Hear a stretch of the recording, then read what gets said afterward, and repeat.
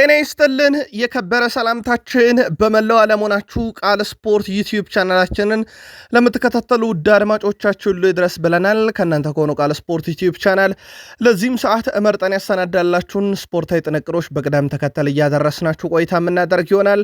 እስከ ፕሮግራማችን ፍጻሜ ቆዩ። ላይክ፣ ሰብስክራይብ፣ ሼር ማድረግ ዛሬም እንዳይረሳ ብለናል። በሐሳብ መስጫ ሳጥናችን ላይ ትናንት ምሽታችሁ እንዴት አለፈ? ዛሬስ ምን እንጠብቅ? በመደግፏቸው ክለቦች ዙሪያ መልከታችሁን እንዲሁም በጨዋታ በክለቦቻችሁ አቀራረብ ዙሪያ ልታጋሩን ትችላላችሁ። እኛ በመረጃ ሰዓታችን አስቀድመን ይህ ሀገር ቤት ጉዳይ እናደርሳችኋለን። በአውሮፓ የመረጃ ሰዓታችን ታላላቆቹ ክለቦች ታላላቅ ድል ያስመዘገቡበትን የአውሮፓ ሻምፒዮንስ ሊግ ምሽት እንመለከታለን። ሪያል ማድሪድ ያለ ምህረት ሞናኮ ላይ በቤርናቤ ያስመዘገበው ድል ከደጋፊ ያስታረቀው ይመስላል። ቪኒሲየስ ጁኒየር የጨዋታ ኮከብ፣ ኬሊያን ምባፔ የክርስቲያኖ ሮናልዶ ታሪክ ተጋሪ የነበሩበትን ምሽት ልዩ በሆነ መንገድ ለእናንተ ውድ አድማጮቻችን እናደርሳችኋለን። ትላንት ሌሎች በርከት ያሉ መርሃ ግብሮች ነበሩ የምናነሳችኋሉ። በፕሪሚየር ሊግ ክለቦች ውስጥም እንግዲህ ሲሳተፉ የነበሩ 3 ቡድኖች ነበሩ። 2 በድል አጠናቀዋል። አንደኛው ቶትንሃም ነው፣ ያውም በሜዳው ነው ድል ያደረገው። ቶትንሃምና ሻምፒዮንስ ሊግ ግን ትስስራቸው በሜዳቸው ከፍ ያለው ነውና ልዩ ጥንቅር ይዘናል። የፔፕ ጋርዲዮላ ቡድን ሰሞናዊ የውጤት ቀውሱ ቀላል የሚባል ነገር አይደለም። ሮድሪ በ2 ደቂቃ ልዩነት ቀይ ካርድ ባየበት ጨዋታ በቦዶ ግሊምት ተሸንፈዋል። ፔፕ ጋርዲዮላ ቀድሞም አልናቅናቸውም ሲል ሃላንድ ደጋፊውን ይቅርታ ጠይቋል። ምንም ባላደረገበት ምሽት ሲቲ ምንም ነጥብ ሳያገኝ ወጥቷል። ጨዋታውን በተመለከተ ልዩ ጥንቅር አሰናድተንላችኋል። ለየት ያለ መረጃ ለሲቲ ደጋፊዎች ይዘናል። አብራችሁን ቆዩ። አርሰናል በዘንድሮ የውድድር ዓመት ራሱን ከሽንፈት በብዙ ኪሎ ሜትሮች አርቆ ይገኛል። በትላንትናውም ለጣሊያን ድረስ ሄዶ ከዘመናት ቆይታ በኋላ ድል ያደረገበት 7 የአውሮፓ ሻምፒዮንስ ሊግ ጨዋታን ዘንድሮ 7ቱንም በድል የተወጣበት እጅግ በጣም አደገኛው ቡድን መሆኑን ተመልክተናል። በማስረጃ እናቀርበዋለን። ካንጄ ከጨዋታው በፊት አርሰናል የአውሮፓ ምርጡ ቡድን አይደለም ብሎ ነበር። ግን ትላንት አርሰናልን መቋቋም የተሳነው ቡድን ነበረ ኢንተር ሚላን። ጋብርኤል ጄሱስ ከ2 ዓመት በኋላ ግብ አስቆጠረበት መንገድ መድረክ የኬሬሽም ግብ አስቆጣሪ ነበረ። ማይክል አርቴታ ይቀጥላል ብለዋል። ቀጣይ ተጋጣሚያቸው ማንቸስተር ዩናይትድ ነው። ይሄንን ተነሳሽነት እንጠቀምበታለን ብሏል። ሌጀንዶች ወይ ሻምፒዮንስ ሊግ ወይ ፕሪሚየር ሊግ ይገባዋል ያሉት አርሰናል የት ድረስ ሊሄድ ይችላል የሚለውን በቀጣይ እንመለከታለን። ለአርሰናል ደጋፊዎች ሰፊ ጥንቅር ስለያዝን አብራችሁን ቆዩ። በተወዳጁ እንግሊዝ ፕሪሚየር ሊግ ሌሎች ክለቦችንም እናነሳለን። በተለይም በጣም አነጋጋሪ መረጃ በፕሪሚየር ሊግ ክለቦች እናነሳለን። በታላላቆቹ ክለቦች ከቼልሲ ጋር በተያዘ እጅግ በጣም አስደሳች የሚባሉ ዜናዎችን ሰምተናል። በትላንትናው ዕለት ከነገርናችሁ ተጨማሪ መረጃዎችን እነግራችኋለን። ከዛ ውጭ አንድ ተጫዋችም ጉዳት የተመለከተና የዛሬን ጨዋታ አስመልክቶ ሰፊ ጥንቅር ይዘናል። በቼልሲ በኩል ቼልሲያን ግምታችሁን እያጋራችሁን ቆዩ። ሊቨርፑልም ዛሬ በጣም ወሳኝ የተባለ የአውሮፓ ሻምፒዮንስ ሊግ መድረክ ወይም ጨዋታ አለበት። ከጨዋታው ጋር በተያዘ ሰፊ የቡድን ዜና በጋዜጣዊ መግለጫ ላይ ከተገኙት 2 ሰዎች ከተጫዋች ኬርኬስ ከአሰልጣኝ ስሎትን እናነሳለን። ሰፊ መረጃ አግኝተናል ከሳቸው ጋዜጣዊ መግለጫ። ከዛ ውጭ የቡድኑን ቁልፍ ተጫዋቾች ፍሎሪያን ቬርዝ እና ኮዲ ጋክፖን ካነሳን በኋላ የዛሬውን ጨዋታ ልዩ ጥንቅር ይዘናል። ሊቨርፑልያንም ግምታችሁን እያጋራችሁን ቆዩ። ስማቸው ከዩናይትድ አሰልጣኝነት ጋር በተያዘ የሚነሱት ሰው ምላሽ ሰጥተዋል። ለመሆኑ ምን አይነት ምላሽ ሰጡ? ስራውንስ ይፈልጉታል ወይ? በዩናይትድ ትከታተሉታላችሁ። ከዛ ውጭ የዩናይትድ የቀድሞ አምበል አሁንም ተጫዋች ግን ሲኖር ልምዱ በጣም አስገራሚ ተጫዋች ሃሪ ማጓየር እናነሳለን። ዩናይትድ ቤት ቀጣይ ሌላ ተጨማሪ ስብሰባ ተጠርቷል። ስብሰባው ዩናይትድ ውስጥ አሁን ከሌሉ ሰዎች ጋር ነው ተብሏል። ምክንያት አላቸው። ትላንትና በማይክል ካሪክ በኩል አንድ ቦታ ተገኝተዋል። ጄሚ ካራገርም ስለ ዩናይትድ ተጨማሪ ሀሳብ አጋርቷል። የቡድኑ ወሳኝ ሰው ብሩኖ ሚጌል ፈርናንዴዝ፣ ሌሳንድሮ ማርቲኔዝ፣ ሌኒየሮን ጨምሮ በርካታ መረጃዎችን በዩናይትድን በኩል ይዘናል። እስከ ፕሮግራማችን ፍጻሜ ቆዩ። ላይክ፣ ሰብስክራይብ፣ ሼር ማድረግ እንዳይረሳ። ሐሳብ አስተያየታችሁን አጋሩን። ትላንታችሁ እንዴት አለፈ? በምትደግፏቸው ክለቦች አሊያም ዛሬ በምትደግፏቸው ክለቦች ምን እንጠብቅ? በቃል ስፖርት ዩቲዩብ ቻናል ፕሮግራም ይዘት ምልከታችሁን አጋሩን። 5000 ላይክ ያስፈልገናል። ሁላችሁ የምትመለከቱ ላይክ እያረጋችሁ መረጃዎቻችን እንድትከታተሉ በትህትና ጠይቀን ከቃል ስፖርት ዩቲዩብ ቻናል መረጃዎቹ ተጀመሩ። መልካም ቆይታ ብለናል። ለዛሬ በይደር ይቆየን ያስቀመጥነው አንድ የኢትዮጵያ ፕሪሚየር ሊግ ጨዋታ ነበረ። በመቀለ ሰባ እንደርታና በኢትዮ ኤሌክትሪክ መካከል የነበረ የ16ኛ ሳምንት መርሃ ግብር መቀለ ሰባ እንደርታ 2-1 በሆነ ውጤት ድል አድርጓል። ጨዋታውን ለመቀለ ሰባ እንደርታ 2-1 ሲያሸንፉ ሁለቱን ግቦች ጊትካ ኮች 10ኛው ደቂቃ፣ ፍጹም አለሙ 29ኛው ደቂቃ ላይ ሲያስቆጥሩ በኢትዮ ኤሌክትሪክ በኩል ከሽንፈት ያልታደገች ግብ ሀብታሙ ሸዋለም ነው 50ኛው ደቂቃ ላይ ማስቆጠር የቻለው። ከዚህ ጨዋታ ቀደም ብሎ የነበረው የወላይታ ዲቻ እና የባህር ዳር ከተማ ጨዋታ 0-0 እንደተጠናቀቀ ይታወቃል። ውድ ቤተሰቦቻችን የኢትዮጵያ ፕሪሚየር ሊግ የፋሲል ከነማና የሃዲያ ሆሳዕና ጨዋታ መራዘሙን አረጋግጠናል። ምክንያቱን ለማጣራት ጥረት የምናደርግ ይሆናል።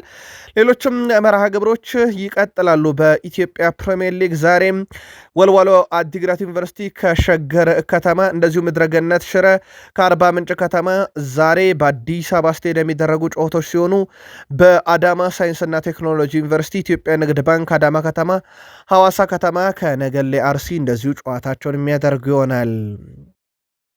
ዛሬ በአውሮፓ ሻምፒዮንስ ሊግ በርከት ያሉ መርሃ ግብሮችን እንጠብቃለን። ምሽት 2:45 ደቂቃ ሲል ጋላታ ሳራይ ከአትሌቲኮ ማድሪድ፣ ካራባክ ከአይንትራክ ፍራንክፈርት፣ ምሽት 5 ሰዓት ሲል አታላንታ አትሌቲኮ ቢልባኦ፣ ባየር ሙኒክ ከሮያል ዩኒየን፣ ቼልሲ ከፓፎስ፣ ዩቬንቱስ ከቤኔፊካ፣ ማርሴ ከሊቨርፑል፣ ኒካስል ዩናይትድ ከፒኤስጂ እና ስላቪያ ፕራ ከባርሴሎና ጨዋታቸውን የሚያደርግ ይሆናል። ስላቪያ ፕራ ከባርሴሎና፣ ማርሴ ከሊቨርፑል፣ ቼልሲ ከፓፎስ የሚያደርጓቸውን ጨዋታዎች ልዩ በሆነ መንገድ መረጃ አሰናድተን ይዘን መተናል። አብራችሁን ቆዩ። ሪያል ማድሪድ ያለምንም ምህረት ነው ግማሽ ደርዘን ግብ ሞናኮ ላይ ድል አድርጎ ከደጋፊው የታረቀው። ቤርናቢዮ ላይ ነበር ጨዋታው። የቀድሞ የሞናኮ ተጫዋች ኬሊያን ምባፔ 2 ግቦችን 5ኛውና 26ኛው ደቂቃ ላይ፣ ፍራንኮ ማስታንቱኖ 51ኛው ደቂቃ ላይ፣ ኬሄሪ የራሱ መረብ ላይ የሞናኮ ተጫዋች 55ኛው ደቂቃ ላይ፣ ቪኒሺየስ ጁኒየር 63ኛው ደቂቃ እና ጁድ ቤሊንግሃም 80ኛው ደቂቃ ላይ 6ቱን የሪያል ማድሪድ አሸናፊነት ግቦች ሲያስቆጥሩ ቴዝ ነበር 72ኛው ደቂቃ ላይ ለሞናኮ ከሽንፈት ያልታደገች ብቸኛዋን ግብ ከመረብ ማዋሃድ የቻለው። በጨዋታው ላይ ቪኒሺየስ ጁኒየር 1 ግብና 2 አሲስት ነበረው። የጨዋታው ኮከብ ተብሎ ከሪያል ማድሪድ ደጋፊዎች ጋርም እንደዚሁ እርቅ የፈጸመበት ምሽት ነበር ማለት ይቻላል። ቪኒሺየስ ጁኒየር በጨዋታው ላይ 1 ጎል 2 አሲስት 7 የግብ ዕድል ፈጠረ። ሁለቱ በጣም ትልልቅ የግብ ዕድሎች ነበሩ። 5 ሙከራን አድርጓል። 10 ኳስ በሞናኮ ፍጹም ቅጣት ምት ሳጥን ውስጥ ነክቷል። 100% ረጅም ኳሶቹ ስኬታማ፣ 60 ኳሶችን ነክቷል። 32ቱን በትክክል አቀብሏል። 5 ኳስ መልሶ ነጥቋል። 5 የመሬት ላይ ግንኙነት አሸንፏል። በጣም ድንቅ ነበረ። አልቫሮ አረቢዮላም በተጫዋቾቹ በጣም ደስተኛ መሆኑንና ሁሉም በራሱ ጥረት እድል ያደረገበት ብሎታል። ቪኒሺየስ ጁኒየርንም በብዙ አሞካሽቶታል። ቪኒሺየስ ጁኒየር ደጋፊዎቹ በእንደዚህ አይነት መልኩ እንዲደግፉን ማድረጋችን ደስ ይላል ብለዋል። አንድ እስከሆነን ድረስ ሁሉንም ነገር እናሸንፋለን፣ በአመቱ መጨረሻም ድል እናደርጋለን፣ ዋንጮቹን አብረን መቀጠል አለብን ብሏል። ቪኒሺየስ ጁኒየር ሁሉም የቡድን አጋሮቹ ለነበረው ድል ወሳኝ እንደነበሩ አንስቷል። እኛ ሰዎች ነን፣ የተወሰኑ ተቃውሞች ሊገጥሙን ይችላሉ ከደጋፊዎች፣ ደጋፊዎችም ሰዎች ናቸው፣ ስሜት አላቸው። በጋራ ሆነን ግን ይህንን ትስስር ጠንካራና ድል አድራጊነት ማድረግ እንችላለን ብሏል። ቪኒሺየስ ጁኒየር ባለፉት ጥቂት ሳምንታት የነበሩት ነገሮች ጥሩ እንዳልነበሩ አንስቷል። በእርግጥ ትላንትና ትልቅ እርቅን የፈጸሙት ከደጋፊዎቹ ጋር ማለት ይቻላል። ያለፉትን ጥሩ ያልሆኑ ሳምንታት ያሻሻልንበት፣ እኔም በግሌ ያን ያደረኩበት ነበር ብሏል። ከ7 ጨዋታ በኋላ የመጀመሪያ ግቡን በአውሮፓ ሻምፒዮንስ ሊግ በዚህ ውድድር ዓመት ማስቆጠር ችሏል። በነገራችን ላይ ብራዚሊያን ተጫዋቾች ሆነው ከ30 ሲደመር ግብ የደረሱ 3ኛው ተጫዋች ሆኗል። ቪኒሺየስ ጁኒየር 30 ደርሷል። ሪቫልዶ 27 ግብ አለው። ብራዚል ሆኖ 4ኛው ከፍተኛ ግብ አስቆጣሪ ነው። ቪኒሺየስ ጁኒየር እና ካካ አሁን 30 ደርሰዋል። ከፍተኛው ግብ አስቆጣሪ ብራዚላዊ ተጫዋች ሆኖ ኔይማር ጁኒየር ነው፣ 43 አለው። 13 ግቦች ይቀሩታል ቪኒሺየስ ጁኒየር እዚህ ሪካርድ ላይ ለመድረስ። በቀጣይ ሲሆንለታል የሚለው የሚጠበቅ ይሆናል። ቪኒሺየስ ጁኒየር ይህን ካደረገ ኬሊያን ምባፔን ደግሞ እንመልከት። ምባፔ ሁለተኛው ተጫዋች ሆኗል በአውሮፓ ሻምፒዮንስ ሊግ በመጀመሪያዎቹ 6 ባደረጋቸው ጨዋታ 11 ግቦች ላይ መድረስ የቻለ። ማርሴይ ላይ 2 ግብ፣ ካይራቲ ላይ ሃትሪክ፣ ዩቬንቱስና ሊቨርፑል ላይ አላስቆጠረም። ኦሎምፒያኮስ ላይ 4፣ ሞናኮ ላይ 2 አስቆጥሯል። በድምሩ በመጀመሪያዎቹ 6 ባደረጋቸው ጨዋታ 11ኛ ገቡ ላይ ደርሷል። በመጀመሪያዎቹ 6 የምድብ ጨዋታ 11 ግብ ላይ ከዚህ በፊት የደረሰው ሮናልዶ ነበረ። ሮናልዶ ሻካታር ላይ ሃትሪክ፣ ማልሞ ላይ 2፣ ፒኤስጂ ላይ በደርሶ መልስ አላስቆጠረም። ከዛ በደርሶ መልስ ሻካታር ላይ 2፣ ማልሞ ላይ 4 አስቆጥሮ በድምሩ ያኔው የደርሶ መልስ ጨዋታ ነበረ። በድምሩ በ6 ጨዋታ 11 ግብ በወቅቱ ሮናልዶ አስቆጥሮ ነበረ። ኬሊያን ምባፔ እሱን ሪካርድ ነው አሁን እየተጋራው። ኬሊያን ምባፔ በሪያል ማድሪድ 10 ሲደመር ግቦችን በአንድ የአውሮፓ ሻምፒዮንስ ሊግ ሲዝን ያስቆጠረ 4ተኛው ተጫዋች ሆኗል። ራውል፣ ክርስቲያኖ ሮናልዶ፣ ካሪም ቤንዜማ ከዚህ በፊት አድርገውት ነበረ። በነገራችን ላይ ሮናልዶ 7 ጊዜ አድርጎታል። ይህንን ከስኳካ ላይ መረጃውን አገኘ ነው። ሮናልዶ ከፍተኛ ግብ አስቆጣሪ ነው የአውሮፓ ሻምፒዮንስ ሊግ በአንድ ካላንደርም 17 አለው። እሱ ላይ ደርስበት የሆነው ቪኒሺየስ ኬሊያን ምባፔ በቀጣይ ይጠበቃል። ሪያል ማድሪድ እንደ ቡድን ባለፉት 7 የውድድር ዓመታት 9ኛውን ጨዋታ ነው ከፈረንሳይ ክለቦች ጋር ያደረገው። በዚህ ውስጥ 4ቱን ድል አድርጓል። ፒኤስጂ፣ ብሪስት፣ ማርሴይ እና ትላንት ሞናኮን አንዳች አለው። ከፓሪሰን ጀርሜን 4 ተሸንፏል። 3ቱም በፓሪሰን ጀርሜን 1 በሊል ነው። በፈረንሳይ ክለቦች ላይ እንግዲህ በ4 ጨዋታ ድል አድርጓል ማለት ነው። ከ9ኙ በ5 ጨዋታ ነጥብ ጥሏል። በ4ቱ ትሸነፍ፣ በአንድ ጨዋታ ብቻቸው ወጣበት ነው። እንደ አጠቃላይ የሪያል ማድሪድን ምሽት እንዴት አገኛችሁት? ምልከታችሁን አጋሩን። ናፖሊ ነጥብ ጥሏል። ከሜዳ ውጭ ነው ጨዋታውን ማድረግ የቻለው። ከኮፐንሃገን ጋር ያደረገውን ጨዋታ 1-1 በሆናቸው ውጤት ነው ያጠናቀቀው። በጨዋታው ላይ በናፖሊ በኩል ስኮት ማክቶሚኒ ነው 39ኛው ደቂቃ ላይ ግብ ያስቆጠረው፣ ግን ግቧን ማስጠበቅ አልቻሉም። ላርሰን 72ኛው ደቂቃ ላይ ግብ አስቆጥሮ ጨዋታው 1-1 ተጠናቀቀ። በነገራችን ላይ በኮፐንሃገን በኩል ቴዲሊን 35ኛው ደቂቃ ላይ በቀይ ካርድ ወጥቶ በጎዶሎ ተጫዋች የነበረውን ኮፐንሃገን ነው ናፖሊ ግብም አስቆጥሮ ድሉን ሳያስጠበቅ የወጣው። በነገራችን ላይ ላርሰን 72ኛው ደቂቃ ላይ ፍጹም ቅጣት ምትም አግኝቶ አምክኖታል እንጂ ያሸንፉ ነበር። ናፖሊ ትላንትና እድለኛም ነበር ማለት ይቻላል። በናፖሊ በኩል በነገራችን ላይ በዘንድሮ የውድድር ዓመት በሻምፒዮንስ ሊግ 7 ግቦች አሏቸው። 6ቱ ወይ በራስመስ ሆይሉንድ ወይ በስኮት ማክቶምን የተቆጠሩ ናቸው። የቡድኑ ቁልፍ ተጫዋቾች ሆነው ቀጥለዋል። ኮፐንሃገን እንደ አጠቃላይ ባለፉት 7 የአውሮፓ ሻምፒዮንስ ሊግ የዚህ ውድድር ዓመት ጨዋታ በ4 ጨዋታ አልተሸነፈም። በ3 ጨዋታ ብቻ ነው ሽንፈት የገጠመው። በ4ቱ ግን ነጥብ ይዞ ወጥቷል። 2 አቻ 2 ድል አለው። ፓሪሰን ጀርሜን በጣም ያልተጠበቀ ውጤት ነው ያስመዘገበው። ትላንትና በስፖርቲንግ ሊዝበን 2-1 ተሸንፈዋል። የአምና የአውሮፓ ሻምፒዮንስ ሊግ ባለቤቶቹ ፓሪሰን ጀርሜኖች በጨዋታው እንግዲህ ሽንፈት ሲገጥማቸው ለአሸናፊው ቡድን ስፖርቲንግ ሊዝበን ሉዊስ ሱዋሬዝ 74ኛውና 90ኛው ደቂቃ ላይ 2 ግቦችን አስቆጥሯል። ክቫራታስ ኬሊያን 79ኛው ደቂቃ ላይ ብቸኛዋን የፓሪሰን ጀርሜን ግብ ከመረብ አሳርፏል። የሉዊስ ኤንሪኬ ቡድን ባለፈው በፍራንስ የጥሎ ማለፍ ጨዋታ ውጭ ሆነ። ከዛ በኋላ ትላንትና ደግሞ በአውሮፓ ሻምፒዮንስ ሊግ ስንፈት ገጠመው። በፍራንስ ሊጋ በሌንስ ተበልጠው 2ኛ ደረጃ ላይ እንዳሉ ይታወቃል።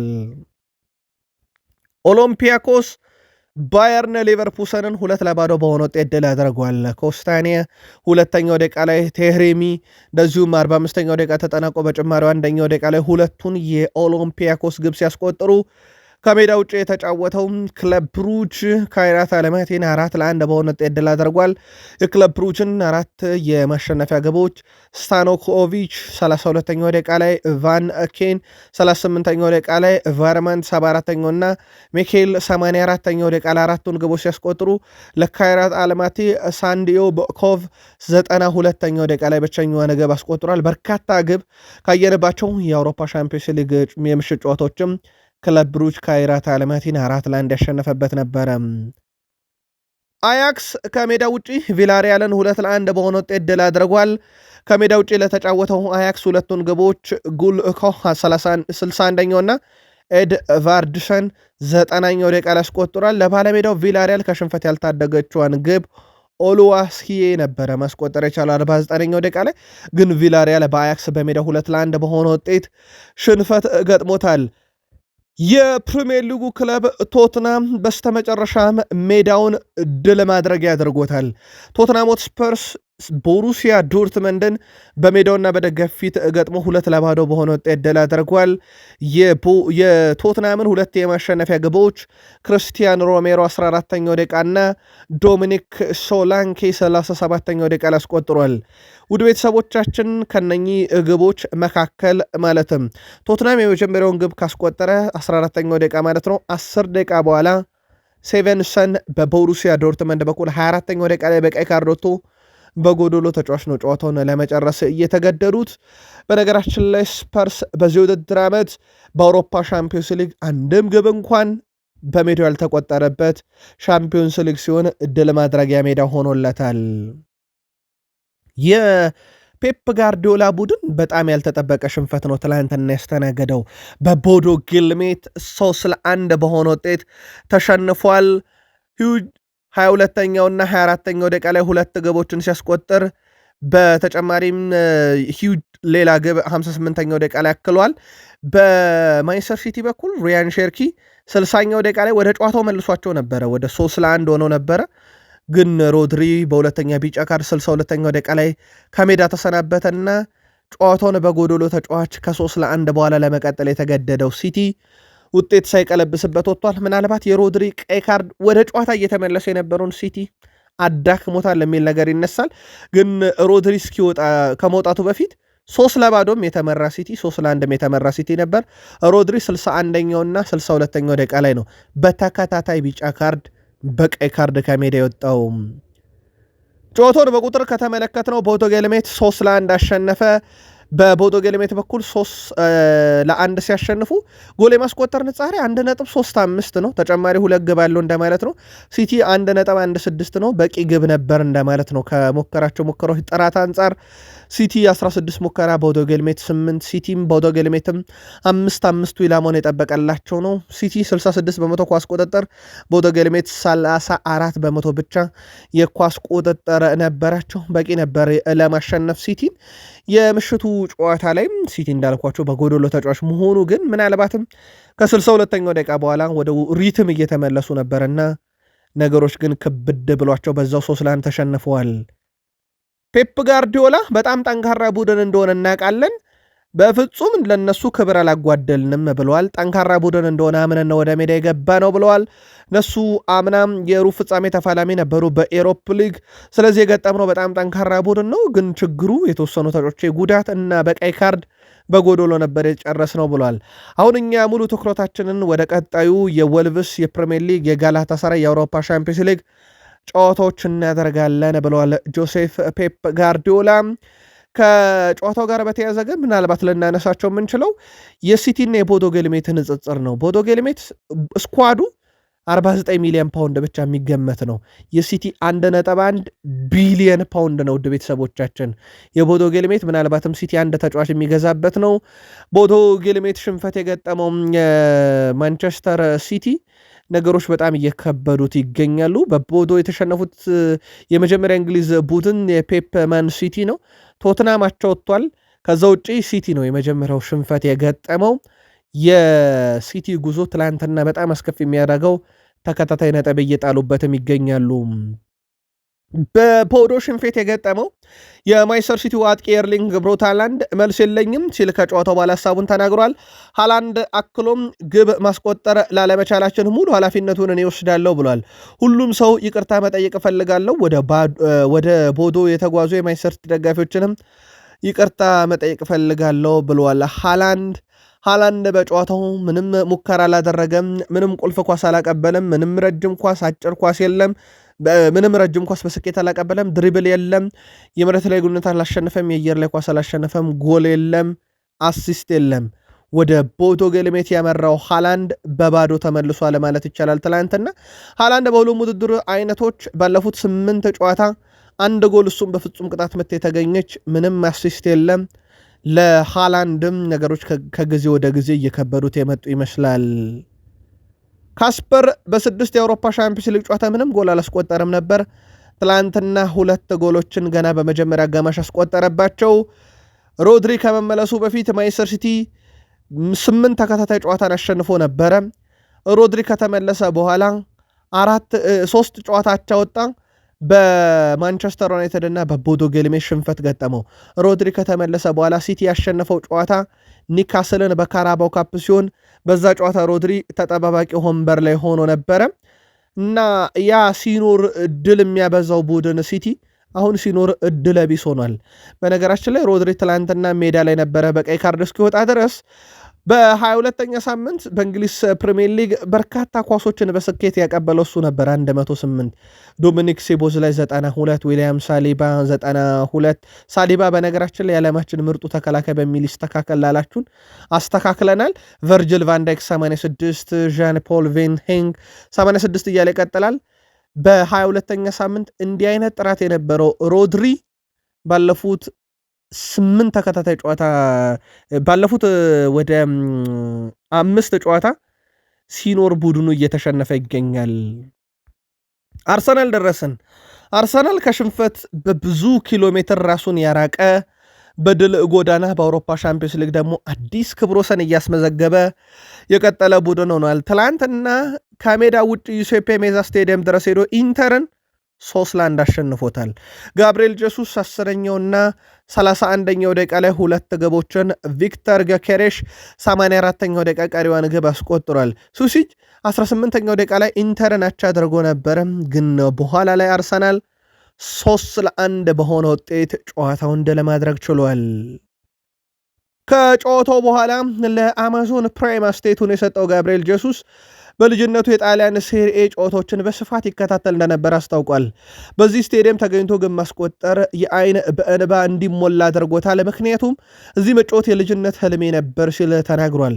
ጀሱስ አያይዞም ላለፉት 11 ወራት ከሜዳ ርቆ በነበረበት ጊዜ ያሳለፈው ፈተና ብዙ እንዳስተማረውም ጠቅሷል። ነገር ግን መልካም ሆኖ ተመልሻለሁ፣ ነገሮች የሚከሰቱትም በምክንያት ነው ብሏል። ስለ ጨዋታውም ሲናገር ከኢንተር ሚላን ጋር መጫወት ሁሌም ከባድ ነው። ባለፈው የውድድር ዓመት እዚህ መተን ተሸንፈን ነበር። አሁን ግን ከነሱ የተሻለ ተጫውተናል፣ ጨዋታውን ተቆጣጥረን በስተመጨረሻም 3 ነጥብ አግኝተናል በማለት በቡድኑ ብቃት ተደንቋል። የቡድኑ ስብስቡን በተመለከተም ስለተነሳለት ጥያቄ የ28 ዓመቱ አጥቂ የበሰለ ምላሽ ሰጥቷል። ሁሉም ተሰልፎ መጀመር ይፈልጋል። እኔ ግን አክብሮት ያለኝና እግር ኳስን የምረዳ ሰው ነኝ። ቪክተር ዮኬሬሽ ተቀይሮ ገብቶ ጎል በማስቆጠሩ በጣም ደስተኛ ነኝ።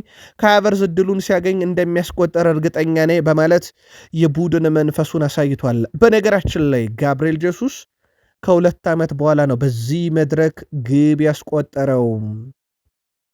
ክርስቲያን ሞሽኬራ ከጉዳት ነው የተመለሰው፣ ግን ፍጹም ከጉዳት የተመለሰ አይመስልም። 13 ሚሊዮን ፓውንድ ብቻ የወጣበት ተጫዋች ነው። ትላንትና ድንቅ የመከላከል ብቃት በዩሴፔ ሜዛ በሳን ሴሮ ስቴዲየም አሳይቷል። ያውም ምርጥ ከተባሉ አጥቂዎች ጋር እንግዲህ ተፋልሞ ትላንትና ድል ማድረግ የቻለበት ነበረ። ከዚህ ተጫዋች ጋር በተያዘ ሌላኛው ቡካዮ ሳካ ነው። ቡካዮ ሳካ 20 የግብ አስተዋጽኦ በ24 የአውሮፓ ሻምፒዮንስ ሊግ ሌላ በጣም ድንቅ ምሽት ያሳለፈበት ነበረ ማለት ይቻላል። እንደ አጠቃላይ የአርሰናል ተጫዋቾች የምሽቱ ጨዋታ ላይ ትልቅ ምላሽ የሰጡበትም ነበረ። አርሰናል በዚህ ውድድር ዓመት በአውሮፓ ሻምፒዮንስ ሊግ 7 ተጫወተ፣ 7ቱንም ድል አድርጎ በአውሮፓ ሻምፒዮንስ ሊግ ወደ ቀጣዩ ዙር ማለፉን አረጋግጧል። በነገራችን ላይ በእነኚህ 7 ጨዋታ 20 ግብ ተቃራኒ መረብ ላይ ሲያሳርፍ 2 ግብ ብቻ ነው የተቆጠረበት። ቤልባውን 2-0፣ ኦሎምፒያኮሱን 2-0፣ አትሌቲኮ ማድሪድን 4-0፣ ስላቪያ ፕራን 3-0፣ ከዛ በኋላም ባየር ሙኒክን 3-1 እና ክለብ ብሩጅን 3-0፣ ትላንት ኢንተርን 3-1 በሜዳው የተቆጠረበት አንድ ግብ እሱም በባየር ሙኒክ ብቻ ነው። ሌላ ፍጹም አስደናቂ ቡድን ተመለከትን ማለት ነው። በዚህ በኩል ከማይክል አርቴታም ጋር በተያያዘ ፕሮፋይሉን ከፍ ያደረገበት ነው። በነገራችን ላይ በአውሮፓ ሻምፒዮንስ ሊግ ከ1992-93 በኋላ በአሰልጣኝነት ከፍተኛው የማሸነፍ ንጻሬ ነው። በነገራችን ላይ በጨዋታ ሃንሲ ፍሊክ 2.32 ነጥብ ያገኛል። ሃይንኪስ በጨዋታ 2.26 ነጥብ ያገኛል። ከዛ በኋላ ሶስተኛው ሰው በአውሮፓ ሻምፒዮንስ ሊግ በጨዋታ ከፍተኛ ነጥብ የሚያገኘው ማይክል አርቴታ ነው። 2.16 ነጥብ ያገኛል። ይሄ ምን ያህል አርሰናል በድሉ ምክንያት የማይክል አርቴታ ፕሮፋይል እያደገ መምጣቱን ማሳያ ነው። ጨዋታውን በቁጥር እንግለጸው ውድ ቤተሰቦቻችን። አርሰናል 3-1 በሆነ ውጤት ድል አደረገ። ግብ የማስቆጠር ንጻሬ አርሰናል 2.12 ነበር። ተጨማሪ አንድ ግብ አግኝቷል እንደማለት ነው። በጨዋታው ኢንተር 1.33 ነው። በቂውን ግብ አግኝቷል ማለት ያክል ነው። በሙከራ ደረጃ ኢንተር 18፣ በአርሰናል በኩል 17።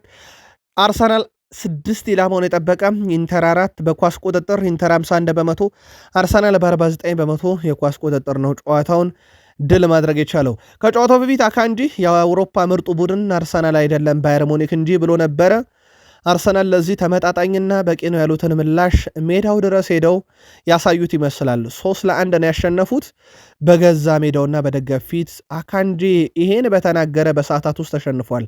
በእርግጥ ለመናገሩ ምክንያት የተደረገው አርሰናል እና አካንጄ በተቃራኒ ሆኖ በሲቲ መለያሱ ሆኖ ሲፋለሙ እንደነበረ ይታወቃልና የባላንጣ ተጫዋችም በቀጥታ እንደሆነ ይታወቃል። አርሰናሎች ወደ 16 ውስጥ ያለፉ የመጀመሪያ ቡድን ሆነዋል። ዛሬም ቀጣዮቹ ልናቅ እንችላለን። እንዲሁም እስከ ፍጻሜ ድረስ የመጀመሪያ ዙር ጨዋታ ከሜዳ ውጭ፣ የመልስ ጨዋታ ሁለተኛ ዙር ጨዋታ በሜዳቸው የሚያደርጉ ሆነ ለመልስ ጨዋታ በሜዳቸው እስከ ፍጻሜ ድረስ በመጫወት ትልቅ እድል አግኝቷል። በውጤቱ ምክንያት ከ18 ዓመት በኋላም ወደ ጣሊያን ተጉዘው ድል ማድረግ የቻሉበትም ምሽት ነበረ። እንደዚሁ በአርሰናል በኩል የአርሰናል ድል በሻምፒዮንስ ሊግ እንግዲህ በቀጥታ እንዲያልፉ ያደረገ አርሰናል ለመጀመሪያ ጊዜ በሻምፒዮንስ ሊግ ተከታታይ 7 ጨዋታን ድል እያደረገበትም ነበረ። አርሰናል ያለፉትን 11 የሻምፒዮንስ ሊግ ጨዋታ እንኳን ብናይ 11 ጨዋታ 11 ድል 33 ግቦችን አስቆጥሮ 4 ግብ ተቆጥሮበት 7 ክሊንሺትም ያለው በጣም አስደናቂ ቡድን ነው። ጋብርኤል ጀሱስ የጨዋታው ኮከብ ተብሎ የተመረጠው እሱ ነው። 2 ግቦችን አስቆጠረ። ጋብርኤል ጀሱስ ከጨዋታው በኋላ በቪክተር ዮኬሬሽ ተቀይሮ ገብቶ ግብ በማስቆጠሩ በጣም ደስተኛ ነኝ፣ በድጋፉም በጣም ደስተኛ ነኝ ብሏል። ጋብርኤል ጀሱስ ቪክተር ዮኬሬሽ ግብ ማስቆጠረ በመቻሉ ደስተኛ ነኝ ከማለቱም በተጨማሪ ዮኬሬሽ ግብ ማስቆጠሩን ተከትሎ አሁን ከሆጎ ኤኪቲኬ በመቀጠል በፕሪሚየር ሊጉም ለአዲስ ክለብ ከፈረሙ አጥቂዎች ሁለተኛ ከፍተኛ ግብ ያለው አጥቂ ሆኗል። ቪክተር ዮኬሬሽ በሁሉም ውድድሮች ባለፉት 3 ጨዋታ 2 ግብና 1 አሲስት አለው። 3 ጎልም በ5 የአውሮፓ ሻምፒዮንስ ሊግ እንዲሁ ማስቆጠር የቻለበት ነበረና ለቪክተር ዮኬሬሽ ጥሩ መነሳሳትን ሊፈጥር የሚችል ምሽት ነበረ ማለት ይቻላል። በትልቁ መድረክ ነው ግብ ያስቆጠረው። ጋብርኤል ጀሱስም ደስተኛ ነው የለሱ ብሏል። አሁን በማንቸስተር ዩናይትድ ጨዋታ ላይ ይህ ጋብርኤል ጀሱስ 2 ግብ ያስቆጠረው ወይንስ ተቀይሮ ገብቶ ግብ ያስቆጠረው ቪክተር ዮኬሬሽ ማን መቅደም አለበት የሚለውን ግን ምልከታችሁን ላኩልን። ዴክላን ራይስ እና ሜሪኖ በትላንትናው ጨዋታ ቢጫ ካርድ አይተዋል። ምናልባት ሆነ ብለው በቀጣይ ጨዋታ ለማንኛውም ከካይራት አለማቲ ጋር በሚያደርጉት ጨዋታ በቅጣት ጨዋታ የሚያመልጣቸው ይሆናል። ስለዚህ ቀጣይ ጨዋታ ያመልጣቸው ማለት ነው። በጥሎ ማለፉ ውስጥ ማይክል አርቴታ በጨዋታው ሙሉ ብቃት ማሳየት አለብን፣ ስኬታማ ለመሆን ሁሉም ነገር መስጠት አለብን። በዚህ ድባቡ ውስጥ ከዚህ ቡድን ጋር መፋለም በጣም አስቸጋሪ ነው፣ ግን በታላቅ ብልሃት ተጫውተን ኢንተርን ድል አድርገን ወጥተናል ብሏል። ይህንን ድል በዚህ መድረክ ብቻና በአውሮፓ ሻምፒዮንስ ሊግ ብቻ ሳይሆን በሁሉ መድረክ ላይ መድገም ያለብን፣ ባየሁት ነገር ግን በጣም ደስተኛ ነኝ ብለዋል። ስለ ክርስቲያን ሞስኬራም ሲያነሱም በጨዋታው 2 አጥቂዎች በመያዝ አስደናቂ ስራ ሰርቷል፣ በጣም ተደንቄበታለሁ በተጫዋቹ ብለው ተጫዋቹን አመስግነውም አሞካሽተውታል። አንዳንድ መረጃዎችን እንጨምር። አርሰናል ቤት አርሰናል ሊጉን ወይም ሻምፒዮንስ ሊጉን ያሸንፋል ያለው ዋይኒ ማርክ ሩኒ ነው። የቀድሞ እንግሊዛዊ ተጫዋች ዋይኒ ማርክ ሩኒ ይህ ዓመት አርሰናል እድሉን የሚቀይርበት ይሆናል። አምና ካቻምናና ባለፉት 3 ዓመታት ያጣውን ነገር ሁሉ ያካክሳል ብሏል። አርሰናል በፕሪሚየር ሊግና ሻምፒዮንስ ሊጉ በጣም ምርጥ ደረጃ ላይ ይገኛል ያለው ዋይኒ ማርክ ሩኒ አርሰናል ቢያንስ ከሁለት አንዱን ያሸንፋል ብሏል። ዋይኒ ማርክ ሩኒም ይህ ዓመት እጣፈንታቸው የሚለወጥበት ይመስለኛል ብሎ ምልከታውን አጋርቷል። ሌላው ከአርሰናል ጋር በተያያዘም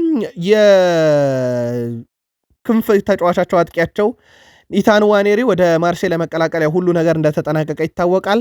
ከዚህ ጋር በተያያዘ ውድ ቤተሰቦቻችን የመግዛት አማራጭ የለውም፣ በአመቱ መጨረሻ ይመለሳል። ትላንትና የመጨረሻ ቆይታው ነበረ በኤምሬትስ ለኢታን ዋኔሪ። የአርሰናል ደጋፊዎች በቡድናችሁ ዙሪያ መልከታችሁን አጋሩን። ወደ አጫጭር መረጃዎች እንመለስ። ከዛ በኋላ ወደ ፕሪሚየር ሊግ መረጃችን በስፋት እንመለሳለን። የተወሰኑ አጫጭር መረጃዎችን ከተወዳጁ የእንግሊዝ ፕሪሚየር ሊግ መረጃ በፊት እናስቀድም። ሃንሲ ፍሊክ ቴር ስቴገን ለዢሮና እንደሚፈርም ነግሮናል። ለሱም ለእኛ በጣም ምርጥ አጋጣሚ ነው ብሏል። ስለዚህ ወደዛ ማምራቱን እሳቸውም እንደሚያመራ አረጋግጠዋል። ከዛ በዘለለ ግን በባርሴሎና በኩል ዛሬ በጣም ትልቅ ጨዋታ ስላለበት እሱን እናንሳ። ከስላቪያ ፕራ ጋር በፉርቱና አሬና ላይ ጨዋታቸውን የሚያደርጉ ይሆናል።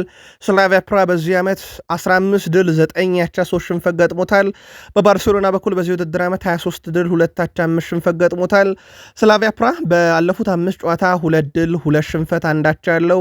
ባርሴሎና በኩል በዚህ ውድድር ዓመት በመጨረሻዎቹ 5 ጨዋታ 1 ሽንፈት ገጥሞታል። ባለፈው የሪያል ሶሴዳድ ቀሪ 4ቱን በድል ነው የተወጣው። ሁለቱ ክለቦች በእርስ በርሱነት 2 ጊዜ ተገናኝተዋል። አንድ ጊዜ አቻ፣ አንድ ጊዜ ባርሴሎና 2-1 በሆነ ውጤት ድል አድርጓል። ጨዋታው ዛሬ ምሽት 5 ሰዓት ሲል ይጀምራል። የባርሳ ደጋፊዎች ቅድመ ግምታችሁን ልትልኩልን ትችላላችሁ። ቪክተር ኦሲሜን ሀገሩን ወክሎ በአፍሪካ ዋንጫ ሀገሩን ለ3ኛ ደረጃ ካበቃ በኋላ ትላንትና ለዛሬው የአትሌቲኮ ማድሪድ የአውሮፓ ሻምፒዮንስ ሊግ ምሽት ጨዋታ ከቡድኑ ጋር ወደ ልምምድ ተመልሷል። ስለዚህ ቡድኑን ያገለግላል ማለት ነው። ሌላ በአውሮፓ ዙሪያ ልናነሳ የወደድነው መረጃ ኦሎምፒክ ማርሴይ ኢታን ዋኔሪን ሲደመር ኳንታኒ ቲምበርን ማስፈረማቸውን እንግዲህ በቀጣይ ጥቂት ሰዓታት ውስጥ ያረጋግጣሉ። ኳንታኒ ቲምበር ከፌኖርድ ወደ ማርሴይ እንደሚቀላቀል ተረጋግጧል። 4.5 ሚሊዮን ዩሮ የዝውውር ሂሳቡ ነው። ዛሬ ሕክምና ምርመራውን ያደርጋል። ኢታን ዋኔሪም በ24 ሰዓት ባልሞላ ጊዜ ውስጥ የኦሎምፒክ ማርሴይ ተጫዋች እንደሚሆን ይታወቃል። ውድ የቃል ስፖርት ዩቲዩብ ቻናል ቤተሰቦቻችን ከእናንተ ከሆነው ቃል ስፖርት ዩቲዩብ ቻናል የሰዓቱን አጫጭር ስፖርታዊ ጥንቅር እያጋራናችሁ እንገኛለን። ከተወዳጁ የእንግሊዝ ፕሪሚየር ሊግ ብቻ ወዳገኘነው የዕለቱ ጥንቅሮቻችን እንሻገር። ከፕሪሚየር ሊግ የመረጃ ሰዓታችን ጋር ስትቆዩ ላይክ፣ ሰብስክራይብ እና ሼር ማድረግ እንዳይረሳ ብለናል። ተወዳጁ የእንግሊዝ ፕሪሚየር ሊግ 22ኛ ሳምንት ሁሉም መርሃ ግብሮች ከተጠናቀቁ በኋላ ሁስኮርድ የሳምንቱን ምርጥ ይፋ አድርጓል። ግብ ጠባቂ ዱቭራክን መርጧል። ከበርንሌ 4 ተከላካዮች ሙክሌ ከሰንደርላንድ፣ ሮሜሮ ከቶትናም፣ ታርኮስኪ ከኤቨርተን እና ኬርኪስ ከሊቨርፑል፣ አማካይ ስፍራው ላይ ብሩኖ ፈርናንዴስ ከማንቸስተር ዩናይትድ፣ ዴክላን ራይስ ከአርሰናል፣ ግራውን ለፓትሪክ ዶርጉ ከማንቸስተር ዩናይትድ፣ ቀኙን ለፍሎሪያን ቬርዝ ከሊቨርፑል፣ አጥቂዎች ብሪያን ፕሮቢ ከሰንደርላንድ እና ትሮይ ባሪ ከኤቨርተን በ4-4-2 ከሁስኮርድ የተመረጡ ናቸው። በዚህ ዝርዝር ውስጥ ጎሏል መካተት አለበት የምትሉት ካለ ልትነግሩን ትችላላችሁ። የአለን ሺረርም እንዲሁ ተይዟል። አብራችሁን ቆዩ። ማርቲን ዱቭራክ የሁስኮርድ የሳምንቱ ምርጥ ግብ ጠባቂ ነው አልኳችሁ። ከዚህ ጋር በተያያዘ ውድ ቤተሰቦቻችን በእንግሊዝ ፕሪሚየር ሊግ በ22ኛ ሳምንት የእሱን ያክል ኢላማቸውን የጠበቁ ኳሶችን ያዳነ የለም። 8 አድኗል። የቼልሲ ሮበርት ሳንቼስ 6፣ የዌስትሃም ዩናይትዱ ግብ ጠባቂ አልፎንሶ አሪዮላ 5፣ የኤቨርተኑ ጀርደን ፒክፎርድ 5። በተለይ አንድ ኳስ ያዳነበት ቴክኒክ በጣም ይለያል። ዲን ኤንደርሰን ከፓላስ 5፣ ጃልጅ ዳናሮማ ከሲቲ በዩናይትድ ጨዋታ 5 አድኖ 5 ተቆጥሮበት ነበር። ያው 3ቱ በቫር ተሽረዋል። በርናንድ ሌኖ ከፉላም 4 አለው እያለ ይቀጥላል። ማርቲን ዱቭራክ ግን በሳምንቱ 8 ያለቀላቸውን ኳሶች ያዳነ ተጫዋች ነው። ከበርንሌይ በኩል በ22ኛ ሳምንት አንድ ቡድን እናንሳ። ወልቭስ ፍጹም አስደናቂ ፍጹም አነጋጋሪ 2 ዓመታትን እያሳለፈ ነው። በ2025-26 የውድድር ዓመት እስከ 2025 ዲሴምበር 31 ድረስ ያልተሸነፈው የጨዋታ ብዛት የለም። ወደ 16 ጨዋታ ብቻ በፕሪሚየር ሊግ ተሸንፏል። ወልቭስ በነገራችን ላይ በአውሮፓ አምስቱ ታላላቅ ሊጎች ውስጥ 2021 ጃንዋሪ 1 ብለን ቀን ከቆጠርንበት እስከ ዛሬ ጃንዋሪ 21 ድረስ ሽንፈት የሚባል ነገር በአውሮፓ አምስት ታላላቅ ሊጎች ካልገጠመው ቡድን ውስጥ ወልቭስ አለበት። ይሄ ከወልቭስ ደካማ የውድድር ዓመት አንጻር በጣም ያልተጠበቀ ነው። እዚህ ዝርዝር ውስጥ አርሰናል፣ ብራይተን፣ ሊቨርፑል፣ እነ ባየር ሙኒክ ከዛ ሌላ ደግሞ ወልቭስን የሚመስል ቡድን እነ ፊዮረንቲና የፍራንስ ሊግ መሪው ሌንስ ጨምሮ እነ ስትራስቡርግ አሉበት። በጣም አስገራሚ ነው። ግን ወልቭስ 2026 ከገባ በኋላ ሽንፈት የሚባል ነገር የማያውቀው ቡድን ሆኗል። እንቀጥል። ፕሪሚየር ሊጉ ላይ ነን። አለን ሺረርም የሳምንቱን ምርጥ 11 ከምርጥ አሰልጣኝ ጋር ይፋ አድርጓል። ምርጡ አሰልጣኝ ማይከል ካሪክ ነው ብሏል። የማንቸስተር ዩናይትዱ በግብ ጠባቂነት በ4-1-3 ፎርሜሽን ነው ይፋ ያደረጋቸው። በ3-1 3 ፎርሜሽን ይፋ ያደረጋቸው።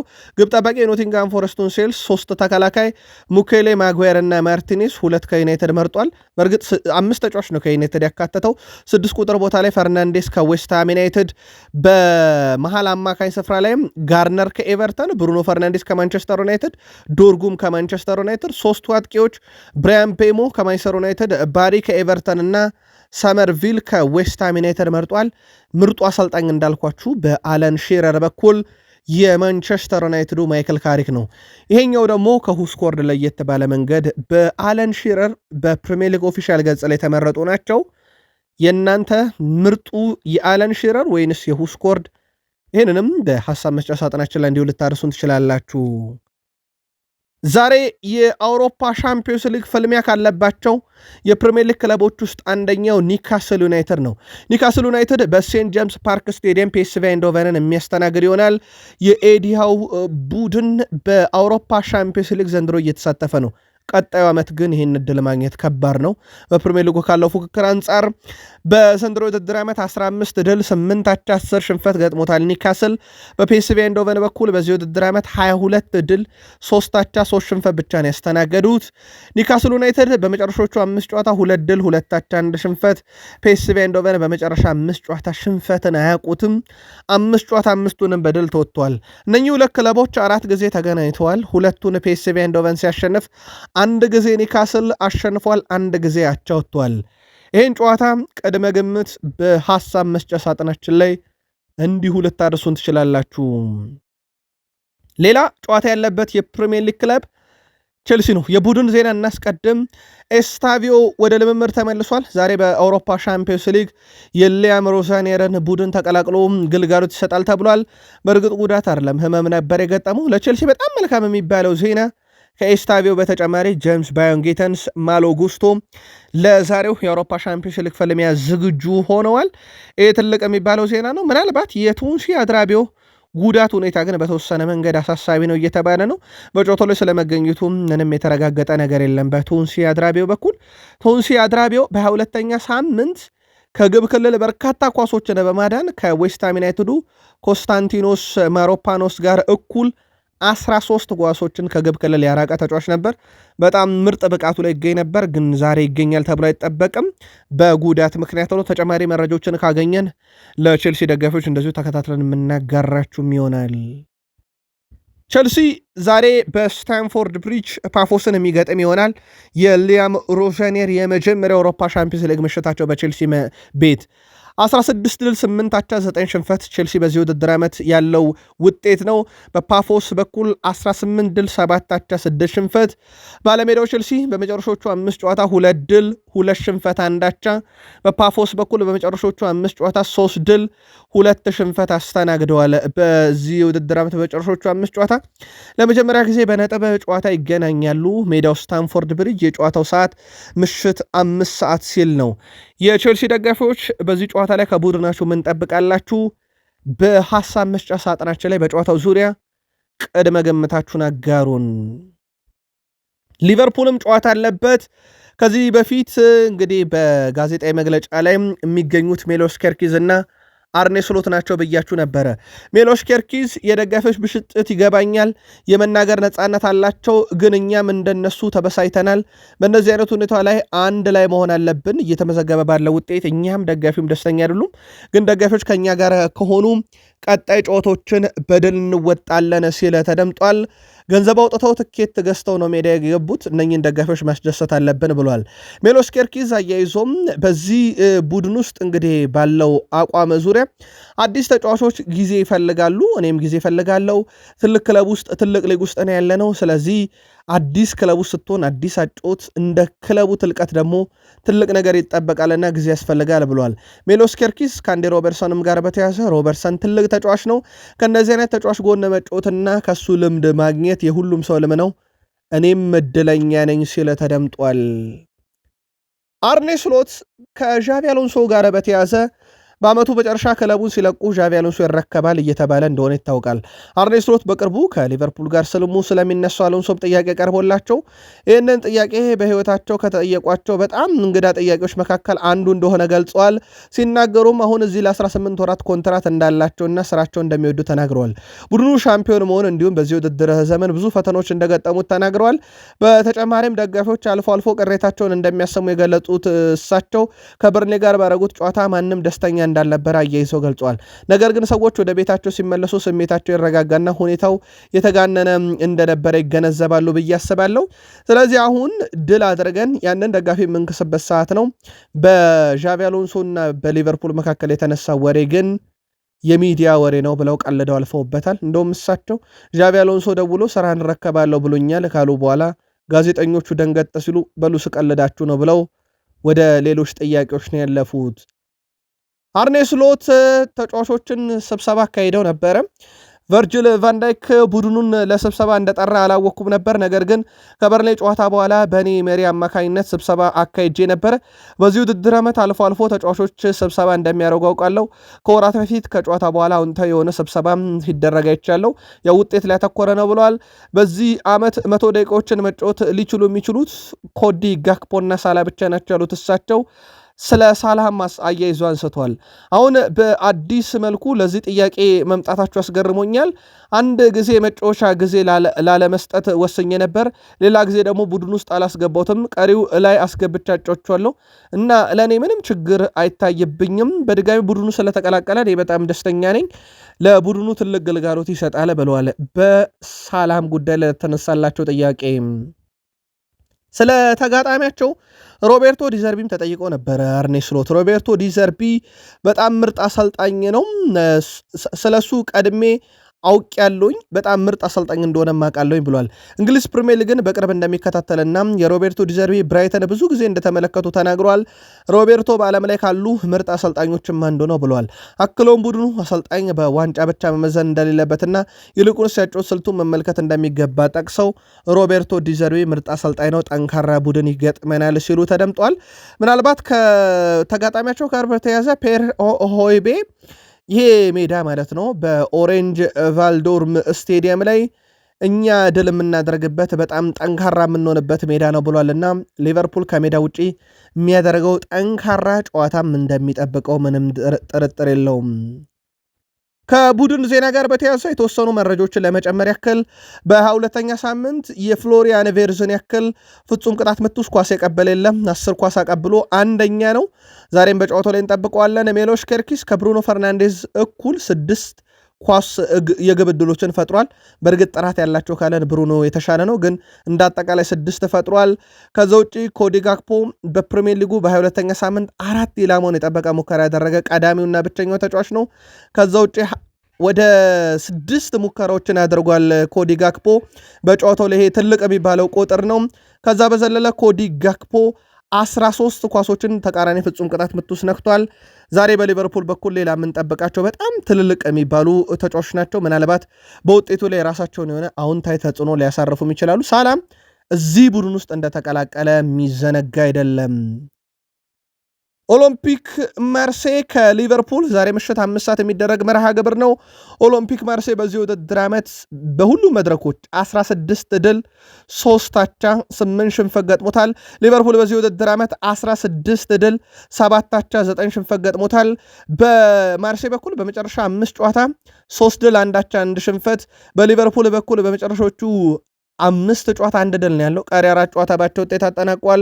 እነኚህ ሁለት ክለቦች እንዳጠቃላይ 6 ጊዜ ተገናኝተው ሊቨርፑል 3ቱን ሲያሸንፍ ኦሎምፒክ ማርሴይ 2 ያሸንፏል፣ 1 ጊዜ አቻ ወጥቷል። የመጨረሻ 4 ግንኙነት ነጥለን ብንመለከት ሊቨርፑል 3ቱን ማርሴይ ደግሞ አንዱን አሸንፏል። ዛሬ ምሽት 5 ሰዓት በኦሬንጅ ቫልዶረም የሚደረገውን ጨዋታ ማን በበላይነት ሊወጣው ይችላል? ቀደም ግምታችሁን በሀሳብ መስጫ ሳጥናችን ላይ ላኩልን። ሮቤርቶ ዲ ዘርቢ ስማቸው ከማንቸስተር ዩናይትድ ጋር እየተያዘ እንደሆነ ይታወቃል። ቀጣዩ አሰልጣኝ ይሆናሉ በሚል ከዚህ ጋር በተያዘ ትላንትና የዩናይትድ መንበረ ስልጣንን በመረከብ ዙሪያ ምላሽ ሰጥተዋል። ስለ ወደፊት ጉዳይ በሚቀጥለው ወር በሚቀጥለው ዓመት መናገር አለብን፣ አሁን ትኩረታችን ያደለም ብለዋል። ትኩረቴ ሙሉ ለሙሉ በማርሴይ ላይ ነው የሚሉት እሳቸው እዚህ መምጣት ፈልጌ ነበር። ማርሴይ በጣም አስፈላጊና በጣም ወሳኝ ጨዋታ ከመደረጉ አንድ ቀን በፊት ስለ ሌሎች ነገሮች ማሰብ በጭንቅላቴ ውስጥ ምንም ቦታ የለውም ብለዋል። ከዚህ ተጫዋቾቼ ጋር በጣም ደስተኛ ነኝ። በፈረንሳይ ውስጥ በጣም ደስተኛ ነኝ። በከተማውም በደጋፊውም በጣም ደስተኛ ነኝ። አሁን ስለ ዩናይትድ ሹመት ስለተነሳው ነገር እያሰብኩ አይደለም። አሁን ሐሳቤ ሙሉ ያለው ማርሴይ ውስጥ ነው ብሏል። እሳቸው በማንቸስተር ዩናይትድ ቀጣዩ ቋሚ አሰልጣኝ ለማድረግ እጩ ተይዘዋል ተብለው ስም ዝርዝራቸውን ካየናቸው ውስጥ ሮቤርቶ ዲ ዘርቢ ይጠቀሳሉ።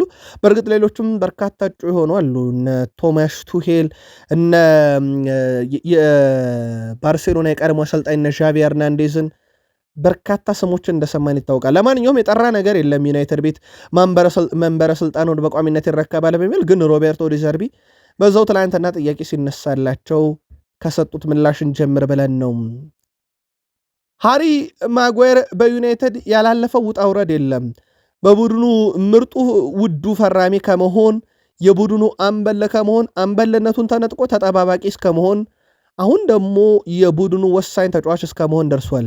ሃሪ ማጓየር ከሪዮ ፈርዲናንድም ጋር በተያዘ ሀሳቡን አጋርቷል። ሪዮ በኳስ ቁጥጥር ረገድ እጅግ ድንቅ ተጫዋች ነበረ በማንቸስተር ዩናይትድ። ከሱ የተማርኩት ትልቅ ነገር ቢኖር ትላልቅና አስቸጋሪ ሁኔታዎችን እጅግ ረጋ ብሎ መወጣት ነው። ያንን ተምሬበታለሁ ብለዋል። ሪዮ መከላከል እንደሚችል ምንም ጥርጥር የለውም። ያን ያህል ታላላቅ ስኬት ያለው ተጫዋች መከላከል ሳይችል አይሆንምና ያሁላ ስኬት በዩናይትድ ያመጣውም ባለው ብቃት ነው። ከሱ ብዙ ነገር መማር እችላለሁ፣ ብዙ ነገርም ተምሬያለሁ ብዬ አስባለሁ ብሏል። ሃሪ ማጓየር በዩናይትድ ከገጠመው ውጣ ውረድ አንጻር ሪዮ ፈርዲናንድንም አርያው እንደተከተለ ተናግሯል። ስለ ቀድሞ የቡድን አጋሩም ይናገራል። ራፋኤል ቫራን አሸናፊ ነበረም። በቡድን ውስጥም የአሸናፊነት መንፈስ ካላቸው ተጫዋቾች ይጠቀሳል ብሏል። በሪያል ማድሪድ ለብዙ ዓመታት ካሳለፈ በኋላ ትልቅ ልምድ ይዞ ነበረ ወደኛ የመጣው ብሏል። እጅግ ምርጥ ተጫዋቾች እንዲሁም በጣም አስደናቂ ሰዎች መካከል አንዱ ነበር። በመልበሻ ክፍል ውስጥም የእሱ መኖር ቡድኑን በወቅቱ በጣም አነቃቂ መሪም የነበረ ነው ብሏል። በመልበሻ ክፍል ውስጥም ከፍ ብሎ ጮሆ ከሚናገሩ ተጫዋቾች አንዱ ነበር ብሏል። ከሱ ጎን መጫወትም ለእኔ ትልቅ አጋጣሚ ነበረ። በወቅቱ ላለፉት 20 ዓመታት ከታዩ ምርጥ ተከላካዮች አንዱ እንደነበረ አያጠራጥርም። ከሱም ሌላ ልምድ አግኝቻለሁ ብሏልና ሃሪ ማጓየር በማንቸስተር ዩናይትድ የመጨረሻ የኮንትራት ዘመኑ ላይ ሲገኝ እንደ ራፋኤል ቫራንና እንደ ሪዮ ፈርዲናንድ ያሉ ሰዎችን ከውድቀቱ እንደመነሻ ከትችት እንደማገገሚያ እንዳረጋቸው ተናግሮ በዩናይትድ ያለው ቆይታ ግን በክለቡ እንደሚወሰን አረጋግጦ የሱ ፍላጎት ግን በዩናይትድ መቆየት መሆኑን አረጋግጧል። የዩናይትድ አመራሮች ክፉኛ ተበሳይቷል። በተለይም በቀድሞ ሌጀንዶች እየተሰነዘረ ባለው ተቃውሞ ላይ በቅርቡ የቀድሞ ተጫዋቾች ኒኪ ቤትና ፖል ስኮልስ በአርጀንቲና የተከላካይ ሌሳንድሮ ማርቲኔዝ ላይ በከፈቱት የቃላት ጦርነት ብስጭት ውስጥ የወደቁት የዩናይትድ ባለስልጣናትና አመራሮች በዚህም መሰረት በማንቸስተር ዩናይትድ በቀድሞ ተጫዋቾች ተደጋጋሚ ያሉታዊ አስተያየቶች ሳቢያ አዲስ ነገር አስበዋል ተብሏል። ይህንንም ተከትሎ የዩናይትድ ባለስልጣናት ከአንዳንድ የቀድሞ ሌጀንዶች ጋር ስብሰባና ውይይት ለማድረግ እቅድ ይዟል ይላል የቶክ ስፖርት አሌክስ ክሩስ። በዚህ መሰረት ስብሰባው በተለይም ደግሞ ሌጀንዶች በዩናይትድ ላይ አዎንታዊ ትችቶችን ብቻ እንዲሰነዝሩና ቡድኑን ከማሻሻል ጋር የተያዙ ጉዳዮች ላይ ትኩረት እንዲያደርጉ ይልቁንስ የቡድኑን ተጫዋቾች ነጥሎ በመተቸትና የቡድኑን ተጫዋቾች ሞራል በሚነካ ነገር ላይ ከመሳተፍ እንዲቆጠቡ የሚያደርግ ስብሰባ ይሆናል ተብሏል። እነኚህ የዩናይትድ ሌጀንድ ሆነው ዩናይትድ ላይ በዚህን ያክል ደረጃ ለምን ጨከኑ የሚለው ግን በጣም አነጋጋሪ ነው። እነ ጄሚ ካራገር እንኳን በዚህን ያክል ደረጃ ሁልጊዜ ኔጌቲቭ ሀሳቦችን ያነሳሉ የሚባሉት እንኳን ዩናይትድ ላይ የጨከኑ አይመስልም። ለማንኛውም ብዙ የተባለበት ሌሳንድሮ ማርቲኔዝ 28ኛ ዓመት ልደቱን ሲያከብር በማንቸስተር ዩናይትድ በሲቲ ላይ በተቀናጀው እድል አማካኝነት ነበረና እኔ በጥሩ ሁኔታ አሳልፌዋለሁ ብሏል። ማይክል ካሪክ በትላንትናው ዕለት የ21 ዓመት በታች ቡድን ጨዋታን ተመልክቷል። በተለይም ወጣት ማደግ የሚችሉ ተጫዋቾችን ለመመልከት ነው ተብሏል ትላንትና የተገኘው። ከቋሚ አሰልጣኝ ጋር በተያያዘም ጄሚ ካራገርም ሀሳቡን አጋርቷል ስካይ ስፖርት ላይ። አንቾሎቲ ዩናይትድን ለመምራት አቅም አለው ብዬ አላስብም ብሏል። ዚዳን ራሱ አንቾሎቲ በሉት ብሏል። በወጣቱ አንቾሎቲ አድርጌ ነው የማየው ብሏል። ማሬስካ ከቼልሲ የተሰናበተውም ጥሩ አሰልጣኝ ቢሆንም ግን ለዩናይትድ መፍትሄ ነው ብዬ አላስብም ብሏል። ኦሊቨር ግላስነር ከዩናይትድ ጋር የሚሄድ ሲስተም የለውም። ዩናይትድ በጣም የጠሉትን ሲስተም በሩበን አሞሪም ስር የሚደግም ሰው ነው ብሏል። አንዲ ኤራውላን በተመለከተ ምርጥ ስራን ሰርቷል፣ ግን ዩናይትድ ለሚያክል ትልቅ ክለብ እጩ ሆኖ መቅረብ አለበት ብዬ አላስብም። ስለዚህ ከዚህ በጣም የተሻለ አሰልጣኝ መቅረብ አለበት፣ እነኚህ ለዩናይትድ ይመጠናሉ ብዬ አላስብም ብለዋል ጄሚ ካራገር። የዩናይትድ መንበረ ስልጣን አሁንም ክፍት እንደሆነ ይታወቃል። ከብሩኖ ጋር በተያዘ ፖርቱጋላዊ አማካይ ብሩኖ ፈርናንዴዝ አሁንም በብዙ ቁጥራዊ መመዘኞች በጣም ወሳኙ ተጫዋች ሆኖ ቀጥሏል። የማንቸስተር ዩናይትድ አምበል በቀጣዮቹ መመዘኞች ብዙ አሲስት 9 አንደኛ፣ ብዙ የግብ ዕድል የፈጠረ አንደኛ፣ ብዙ ትልቅ የግብ ዕድሎችን የፈጠረም አንደኛ ነው። በነገራችን ላይ በ22ኛ ሳምንት በርካታ የግብ ዕድሎችን የፈጠረ 6 ቀዳሚ ተርታ ውስጥ ይገኛል። ግን ትልልቅ የግብ ዕድሎችን 4 የፈጠረ ብሩኖ ፈርናንዴዝ ብቻ ነው በ22ኛ ሳምንት። በዚህ ቀዳሚ ያደርገዋል። በጣም አስደናቂ ውድድር ዓመትን እያሳለፈ ነው። አሁን ደግሞ እንደ ብሪያን ቤሞ፣ አማድ ዲያሎ ከአፍሪካ ዋንጫ ተመልሰውለታል። ኮቢ ሜይኖ ቋሚ ሆኖ መጫወት ጀምሯል። በጣም ድንቅ የሚባል ጊዜን በቡድኑ እያሳለፈ ይገኛል። ዛሬ በአውሮፓ ሻምፒዮንስ ሊግ ጋላታሳራይ ከአትሌቲኮ ማድሪድ፣ ካራባግ ከፍራንክፈርት ምሽቱ 2:45፣ አታላንታ ከአትሌቲኮ ቢልባኦ፣ ባየር ሙኒክ ከሮያል ዩኒየን፣ ቼልሲ ከፓፎስ፣ ዩቬንቱስ ከቤኔፊካ፣ ማርሴይ ከሊቨርፑል፣ ኒውካስል ዩናይትድ ከፒኤስጂ፣ ስላቪያ ፕራግ ከባርሴሎና ምሽት 5 ሰዓት። ለምትደግፏቸው ክለቦች መልካም ዕድል እንዲገጥማቸው ከቃል ስፖርት ዩቲዩብ ቻናል ተመኝተን የሰዓቱን አጫጭር ስፖርታዊ ጥንቅር ፍጻሜው እዚህ ጋ ይሆናል። መልካም ዕለተ ረቡዕ ይሆንላችሁ። ሰናይ ቀን